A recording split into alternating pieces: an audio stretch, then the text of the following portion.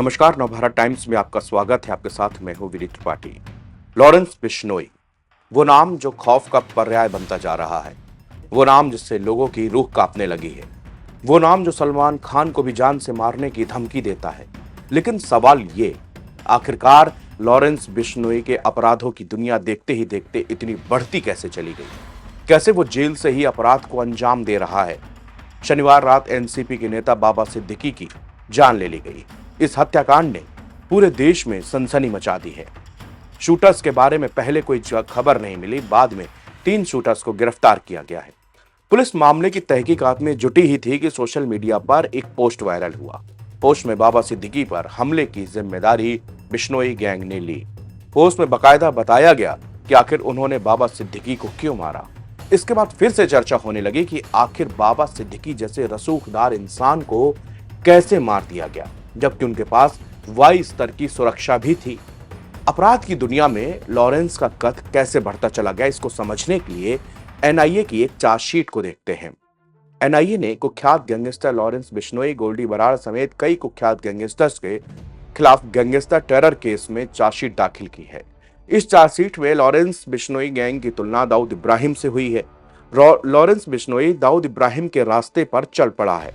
NIA ने अपनी chargesheet में बताया है कि लॉरेंस बिश्नोई और उसका टेरर सिंडिकेट अभूतपूर्व तरीके से फैला है, ठीक वैसे ही जैसे 90 के दशक में दाऊद इब्राहिम ने छोटे मोटे अपराध करते हुए अपना पूरा नेटवर्क खड़ा किया था। दाऊद शुरुआत से ही अंडरवर्ल्ड डाउन नहीं था।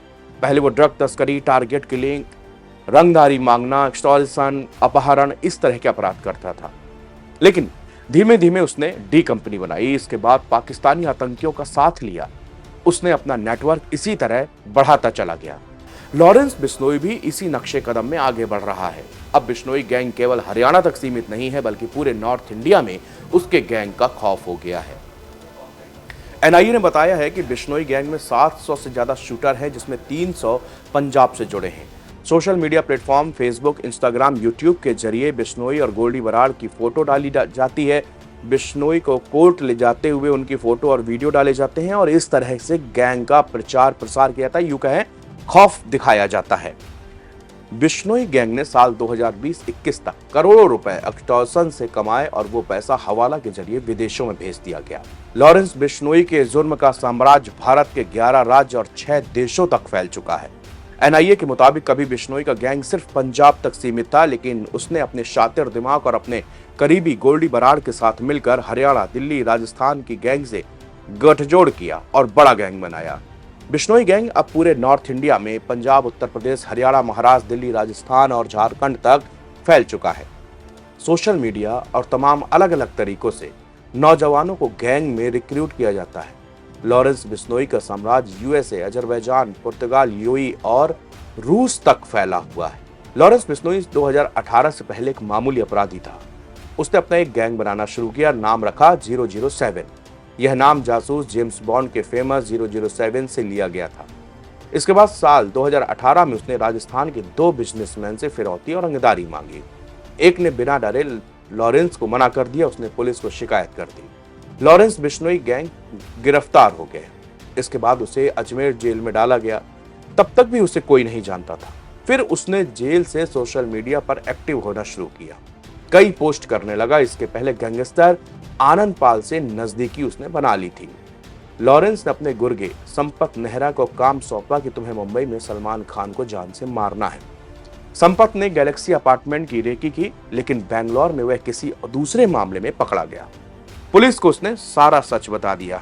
इसके बाद लॉरेंस बिश्नोई पर सलमान खान मामले में अलग से मुकदमा चला। तभी उसने कहा था कि अभी तो किया नहीं है, जब सलमान खान को मारेंगे तो पता चल ही जाएगा।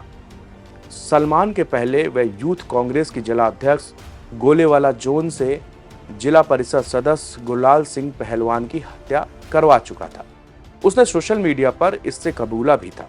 असल में सलमान खान पर काले हिरन को मारने का आरोप था।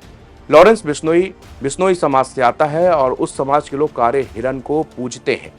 यहीं से लोगों को पता चला कि ये लॉरेंस बिश्नोई है। लॉरेंस बिश्नोई का नाम कई हाई प्रोफाइल किलिंग में शामिल है। सबसे पहले मशहूर पंजाबी सिंगर सिद्धू मूसेवाला, फिर राजपूत करनी सेना के नेता सुखदेव सिंह गोगामेड़ी, फिर इनेलो के दिग्गज नेता नफे सिंह राठी और अब बाबा सिद्दीकी को मारने का आरोप है। सिद्धू मूसेवाला को साल 2022 में मार दिया गया। सिद्धू अपनी गाड़ी से रोजाना की तरह बाहर निकले थे। उसी दिन गलती से सिक्योरिटी नहीं ली थी, बस इसी का फायदा उठाकर उसकी गाड़ी को निशाना बनाया गया। यह लॉरेंस के लिए पहला हाई प्रोफाइल मर्डर था। इसके बाद पिछले साल 2023 दिसंबर में लॉरेंस बिश्नोई गैंग ने करणी सेना के प्रमुख सुखदेव सिंह गोगामेड़ी को ऑफिस में घुसकर मार दिया। नफे सिंह राठी की हत्या कर दी गई। हालांकि उसे नफे सिंह राठी की मौत का जिम्मेदार बताया जा रहा है। अभी तक इस मामले में किसी भी तरह की गैंग की ओर से न कोई जिम्मेदारी नहीं ली गई। लेकिन ये 2018 तक लॉरेंस बिश्नोई एक छोटा अपराधी या कहें कि छुटपुट घटनाएं करता था और एक राज्य केवल पंजाब तक सीमित था। लेकिन आज 2024 में उसने न केवल भारत के उत्तरी राज्यों में बल्कि विदेश के 6-7 देशों में अलग अलग इसका नेटवर्क पूरी तरह से फैला हुआ है।